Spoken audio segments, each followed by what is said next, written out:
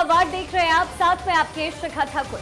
आज के बुलेटिन की शुरुआत होगी पूर्वोत्तर के 3 राज्यों यानी त्रिपुरा, मेघालय और नागालैंड के चुनाव परिणामों के साथ। पूर्वोत्तर में बीजेपी को बढ़त मिल रही है। रिजल्ट के बाद आज रात 8 बजे पीएम नरेंद्र मोदी दिल्ली में बीजेपी मुख्यालय पहुंचकर संबोधित करेंगे। अगली खबर बताएंगी मेरी सहयोगी अमृता गर्ग। नमस्कार, 4 के बाद में मैं हूं आपके साथ अमृता गर्ग और अडानी हिंडनबर्ग मामले की बात करेंगे, जिसमें सुप्रीम कोर्ट ने 6 मेंबर्स की एक्सपर्ट कमेटी बना दी है। अडानी ग्रुप ने भी इस फैसले का स्वागत किया है। इस खबर पर तमाम जानकारी तफसील से आप तक पहुंचाएंगे, लेकिन अगली खबर के लिए रुक करेंगे मेरी सहयोगी पूजा।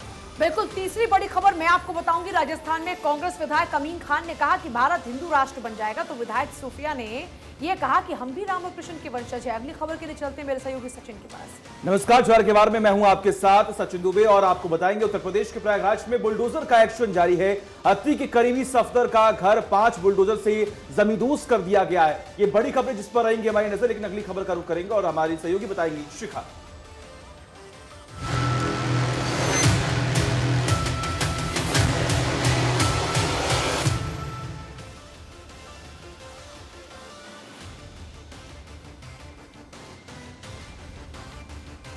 तो चलिए अब 4 के बाद की करते हैं शुरुआत इस वक्त की बड़ी खबर के साथ। त्रिपुरा, मेघालय, नागालैंड में काउंटिंग लगातार जारी। तीनों राज्यों में सभी सीटों के रुझान सामने आए। त्रिपुरा और नागालैंड में बीजेपी को बहुमत मिलता नजर आया। वहीं मेघालय में त्रिशंकु विधानसभा बनती दिख रही है। मेघालय में एनपीपी सबसे बड़ी पार्टी बनकर उभरी, लेकिन सरकार बनाने के लिए जादुई आंकड़े से एनपीपी अभी भी पीछे। ये चलिए आपकी स्क्रीन पर। मेघालय में त्रिशंकु विधानसभा की स्थिति उत्पन्न हो गई है। एनपीपी सबसे बड़ी पार्टी, लेकिन बहुमत अभी भी नहीं छू पाई है। ऐसे में नागालैंड की स्थिति क्या है आपको बता दें।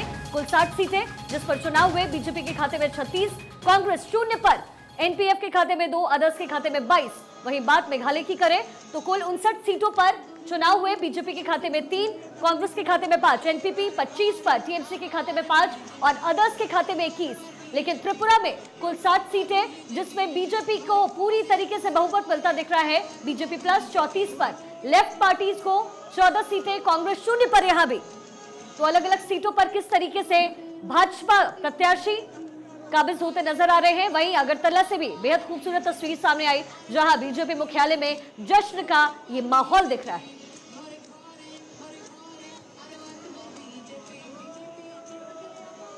तो जिस तरह की तस्वीरें आपने देखी, त्रिपुरा बीजेपी में फिलहाल जश्न का माहौल है। त्रिपुरा के सीएम माणिक साहा का बयान सामने आया। बीजेपी की प्रचंड जीत, विशाल जीत हुई है। मैं त्रिपुरा वासियों को शुभकामनाएं देता हूं। पीएम के नेतृत्व में हमने जीत हासिल की है। मैं प्रधानमंत्री को भी धन्यवाद कहता हूं। और देखिए, ये तस्वीरें भी आपकी टीवी स्क्रीन पर हैं। इस हर्षोल्लास को, जीत की इस खुशी को बयान करती है तस्वीरें, जहां होली से पहले ही खुशियों के रंग यहां पर बरसते हुए नजर आ रहे हैं। जीत का ये जश्न है और जीत का जश्न किसी भी जश्न से बड़ा होता है और उसको बयान करती है तमाम तस्वीरें भी आप लगातार देख पा रहे हैं। नॉर्थ ईस्ट में मिल रही ये बढ़त बीजेपी के लिए बहुत अहम और बेहद मायने रखती है। और वहीं कांग्रेस, जो लगातार हम देख रहे हैं किस तरह से 0 पर सिमटती हुई नजर आ रही है।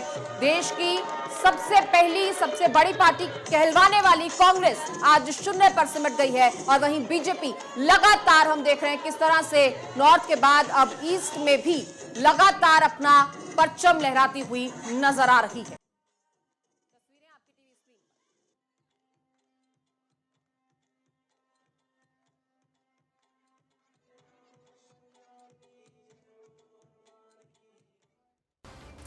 और देखिए तस्वीर अब आपको दिखाएंगे मेघालय की। जहां तक नागालैंड त्रिपुरा का हाल आपने देखा, बीजेपी और गठबंधन ने वहां पर बढ़त बनाई, लेकिन मेघालय ऐसा जहां पर त्रिशंकु विधानसभा के आसार साफ तौर पर नजर आ रहे हैं, क्योंकि एनपीपी भले ही बड़ी पार्टी बनकर वहां पर उभरी है, लेकिन किसी भी पार्टी को अब तक बहुमत नहीं है। ऐसे में भारतीय जनता पार्टी को इस बात को लेकर भी खुशी है, क्योंकि सुबह जिस तरीके से चर्चा हो रही थी कि नेताओं की आपस में बातचीत हो चुकी है बीजेपी और एनपीपी की, और यहाँ पर गठबंधन वाली सरकार बन सकती है। इससे पहले भी बीजेपी और एनपीपी ने गठबंधन में ही सरकार बनाई। इस बार भी कमोबेश वही स्थिति है। हालांकि मेघालय में इस बार बीजेपी ने अपने दम पर चुनावी मैदान में उतरने का फैसला लिया और सभी विधानसभा सीटों पर अपने उम्मीदवारों को उतारा। लेकिन अगर अभी तक की बात करते हैं, देखिए बीजेपी का खाता 3 पर ही है, कांग्रेस 5 पर, एनपीपी 25 और टीएमसी ने भी यहां पर बेहतर परफॉर्म किया। लेकिन इससे भी ज्यादा बड़ी बात यह है कि यहां पर जो निर्दलीय हैं वो और ज्यादा अहम भूमिका में नजर आ रहे हैं, क्योंकि जैसे एनपीपी के पास 25 है, वहीं अदर्स का जो खाता है वो 21 का है। इनके पास 21 का ये नंबर है।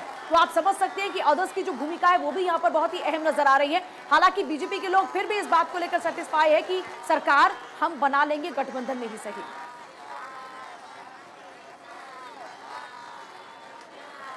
और देखिए इस बीच बड़ी खबर यह है कि शाम के 7 बजे बीजेपी ऑफिस पीएम मोदी जाएंगे और नतीजों पर कार्यकर्ताओं को संबोधित करेंगे। बीजेपी दफ्तर में धन्यवाद का बैनर भी लग चुका है, जनता को धन्यवाद का बैनर लग चुका है। त्रिपुरा, नागालैंड, मेघालय की जनता को धन्यवाद, इसी नाम का बड़ा बड़ा पोस्टर बैनर लग चुका है। जैसा कि हमने आपको सुबह से लगातार दिखाया भी, जैसे ही नतीजे थोड़ा थोड़ा साफ होने शुरू हुए उसके बाद बीजेपी मुख्यालय पर यह पोस्टर लग गया और उसमें धन्यवाद अदा किया जा रहा है। देखिए तस्वीरें भी आपके सामने, त्रिपुरा, नागालैंड और मेघालय के लोगों को धन्यवाद देती है तस्वीर, हार्दिक धन्यवाद देती है तस्वीर। देखिए नतीजों को लेकर आज पीएम मोदी खुद मुख्यालय पहुंचेंगे और जैसा हमेशा हमने देखा है जब भी चुनाव होते हैं, चाहे विधानसभा का चुनाव हो चाहे लोकसभा का चुनाव हो, बड़ी जीत के बाद में बीजेपी के तमाम बड़े दिग्गज पहुंचते हैं सीधे बीजेपी मुख्यालय और आज भी पीएम मोदी पहुंचेंगे और एक तरफ जहां त्रिपुरा, मेघालय और नागालैंड के लोगों का धन्यवाद अदा करेंगे, वहीं साथ ही साथ अपने कार्यकर्ता, अपने समर्थकों को जरूर आगे के लिए जीत का मंत्र भी देंगे। और देखिए पूर्वोत्तर में बीजेपी को मिल रही जीत पर कानून मंत्री किरेन रिजिजू ने कहा कि यह मोदी के विजन की जीत है। 1224 के रिपोर्टर आनंद ने किरेन रिजिजू से खास बातचीत की है, क्या कुछ कहा सुनिए। हमारे साथ बात करने के लिए केंद्रीय मंत्री किरेन रिजिजू जी हैं। सर कैसे देखते हैं रिजल्ट को? सर रिजल्ट अच्छा है ना, आप देख लीजिए क्या रिजल्ट आया, आप भी देख रहे हैं, मैं भी आ रहा हूँ, मैं भी देख रहा हूँ। सर आपने बताया कि नॉर्थ ईस्ट और दिल्ली की दूरियां कम हुई हैं, इसका मतलब सर? दूरिया कम तो मतलब वही हो गया ना कि हम जुड़ गए हैं। क्या क्या प्रोजेक्ट रहे जो आपको आज इस मुताबिक जीत के लिए अग्रसर कर रहे हैं? अच्छा काम किया है तो अच्छा नतीजा आएंगे तो सबको अच्छा लगेगा, देश के लिए अच्छी बात है। हमारे साथ बात ये थे किरेन रिजिजू, केंद्रीय मंत्री। कैमरामैन लोकेंद्र के साथ आनंद कुमार सिंह, भारत 24 दिल्ली। तो देखिए लगातार तमाम तस्वीरें आप तक पहुंचा रहे हैं और हमने आपको सुना किस तरीके से कानून मंत्री ने भी इस बात का जिक्र किया कि पीएम नरेंद्र मोदी के विजन का ये जीत है और खास तौर पर नागालैंड, त्रिपुरा और मेघालय की जनता को संबोधित करने के लिए आज पीएम नरेंद्र मोदी दिल्ली के बीजेपी हेडक्वार्टर में आज पहुंचेंगे और वहां से जनता को धन्यवाद भी कहेंगे।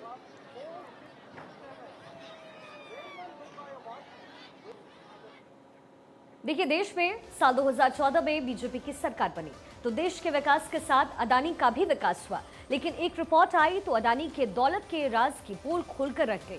हालात ये हो गए कि जो अडानी कुछ महीने पहले तक धन्ना सेठों की लिस्ट में 3 सबसे अमीर लोगों में शुमार थे, वो हिंडनबर्ग की रिपोर्ट आने के बाद 40वें पायदान पर पहुंच गए हैं। एक रिपोर्ट आपको दिखाते हैं।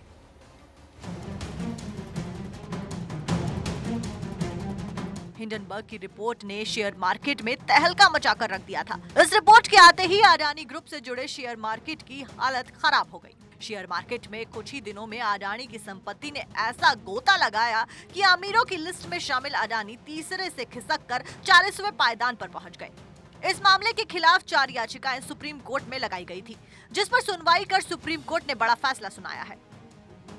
इंडिपेंडेंट और इंटीग्रिटी जो मेंबर्स हैं उनकी इंटीग्रिटी बियॉन्ड डाउटफुल है, तो ऐसी कमेटी कॉन्स्टिट्यूट की है और साथ में जो एजेंसियां हैं उनसे कहा है कि वो कमेटी को कोऑपरेट करेंगी और सेबी के लिए भी कहा है कि जो डॉक्यूमेंटल इंफॉर्मेशन मांगेगी कमेटी वो सब प्रोवाइड करना है और उन सब के बाद में 2 महीने के अंदर रिपोर्ट सबमिट करनी है। जी, कोर्ट ने हमारी अपील को एक्सेप्ट किया है और उन्होंने एक कमेटी बनाने के लिए कहा है। 2 महीने में एक रिपोर्ट सबमिट करनी है जिसमें सारी एजेंसीज को पार्टी बना के एक रिपोर्ट सबमिट करनी है 2 महीने के अंदर।